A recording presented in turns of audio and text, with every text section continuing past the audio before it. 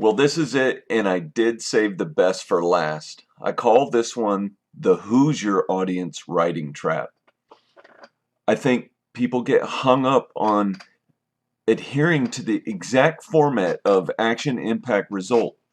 I don't think the format means you have to follow it in that order. I think what they're saying is you should have the components of action and impact and result. You should describe those components. One says what you did and the other qualifies it. And if you connect it well, then you can be attributed the results. Let's go back to the beginning. Who is the intended recipient of the message when you are writing a performance appraisal? Who are you trying to communicate to when you do this appraisal? Is it the ratie? Is it the supervisor, the first sergeant, the chief? Is it the commander of the organization? Certainly you have to coordinate through all those people to get the report done, and the report documents the performance of the ratie. So everyone is a stakeholder and none more than the ratie.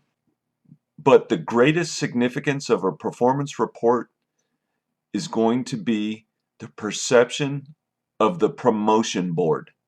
And I talked about it in one of the earlier videos.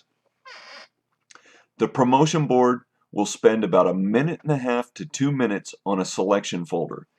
There's 10 years worth of performance reports plus all the other documents. It's probably around 20 different documents.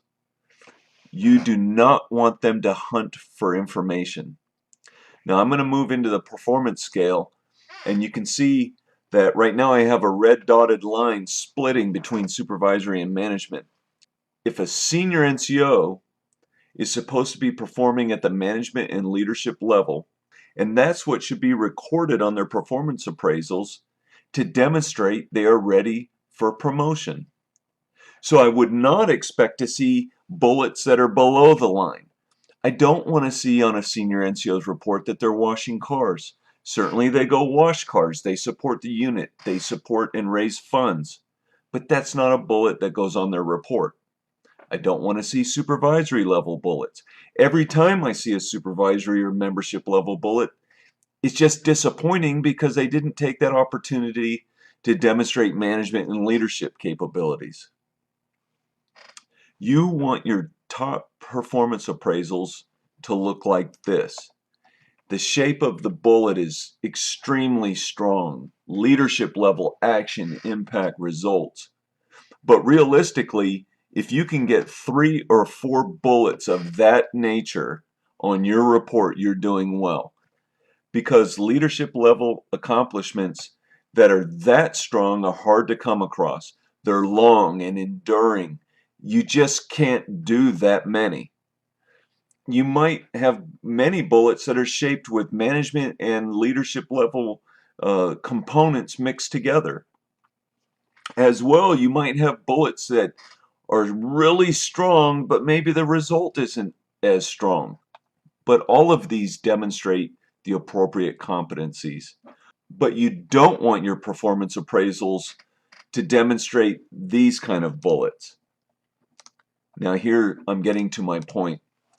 The problem is that you're going to run out of leadership and management level competencies at some point if you have bullets that start off at the supervisory level, but the impact and results go to the management and leadership level.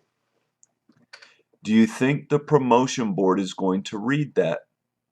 And I have to be honest, they don't think in these performance levels, but the word narrative picture, when it starts off at the membership and supervisory level, is not impressive. And when they're in hasty mode, trying to cut through, trying to figure out in 1.5 to 2 minutes if you have the competencies, they may just move on to the next bullet. What I recommend is that you just revise the structure of the bullet. Why does it have to be written action, impact, result? If the best part of the bullet is in the impact, or if the best part of the bullet is in the result, then start the bullet off with that first. Here's an example. And these are bullets that I read over the years. They're shortened down just a little bit to fit on this slide. Stellar NCO, recognized as the Wing's Non-Commissioned Officer of the Year. I don't even want to get into that it wasn't written in a format that would be easily recognizable.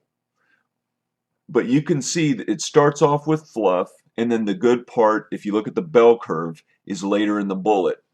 In the next slide, you just move that over. NCO of the Year, bang, you had me at hello. You got their attention, they got the message. Whether they read the rest or not, it doesn't even matter. Here's another example. Completed final requirements for an organizational batch degree with 3.87 GPA. Before I even move on, look at the most important part of this bullet was the bachelor's degree. And they had it dumbed down, lowercase, barely recognizable. When I was scanning records, I caught this, but at my first glance, I thought they had completed a class. Again, we look at the graphic image of it, you can see the bell curve is later on. You want to move it over. Here's the bullet. Awarded bachelor's degree. Bang, plain and simple. They got it. They can read on now if they want to. But they aren't going to overlook it and move past it. Now let me walk you through one more example, and I know this is a long video, but this is so important.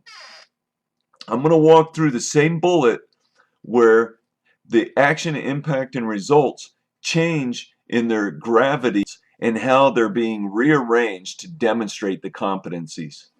In the first one, rewrote tech data. That's great for a senior airman.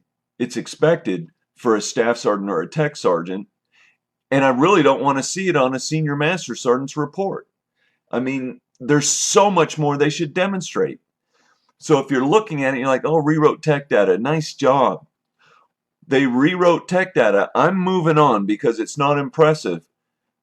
But they prevented the C-17 fleet from being grounded? Let's rearrange the bullet. Averted C-17 fleet grounding. Bang, you had me at hello. They're not going to miss that accomplishment. Let's look at it again. Rewrote tech data. Not that impressive. Corrected safety errors. That's good stuff, a little ambiguous. Avoided $20 million catastrophic damage. They may never have read that because it was at the end of an unimpressive bullet. Switch it around. Avoided $20 million catastrophic damage. Rewrote tech data. Corrected safety errors. Look, here's my point. People get hung up on the exact format of a bullet having to be action, impact, result. I don't think it needs to be that way. My name is Eric Robert Jaron. I write it down on forums all the time. Sometime the forum asks for me to give my last name first. Jaron, Eric R. It is equally correct. I think putting the result first, or putting the impact first, or putting the action first depends on what the strongest part of the bullet is. Slide it over to the left margin, start it off with the best stuff you have, and then let it flow down. And you can alternate back and forth, especially when you have very strong bullets. Just put it the conventional way. Action, impact, result. Know who your audience is.